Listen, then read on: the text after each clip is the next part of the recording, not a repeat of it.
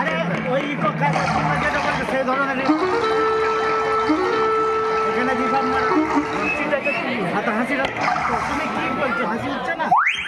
না উঠছে না। শুধুই করে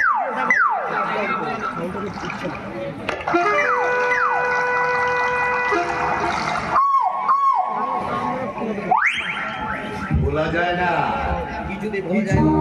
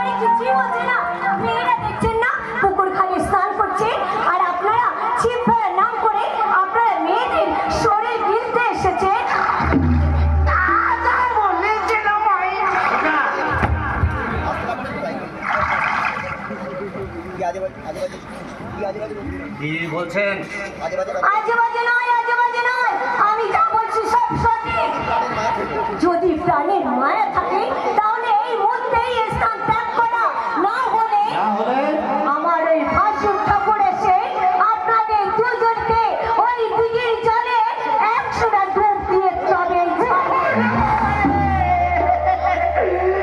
ঝাড়ি কেন রে মাসি? না না না, বাস কেন ঝাড়ে বাবু? আল্লাহ, আপনার নামটা জানতে পারি? না না মানে আপনার স্বামীর নাম কি? বিলাস মন্ডল। বিলাস, তুই চিনতে পারছিস? এই কথা বলে আমাকে লজ্জা দিস না ভাই।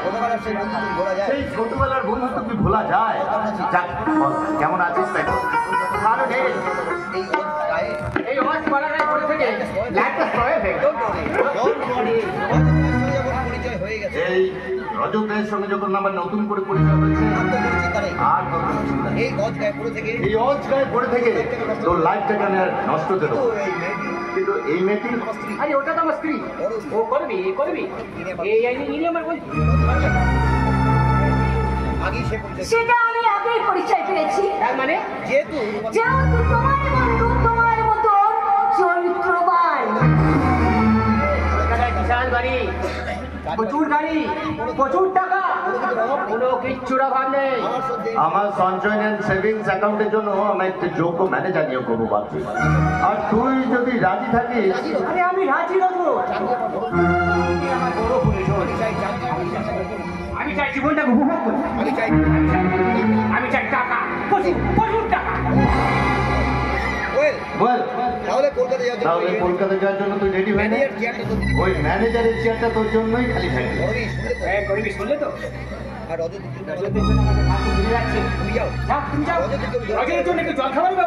হ্যাঁ হ্যাঁ যাচ্ছি। তবে সজ্জন উপকারী বন্ধু ভেবে যাকে তুমি এই ঘরে নিয়ে এসেছো, কত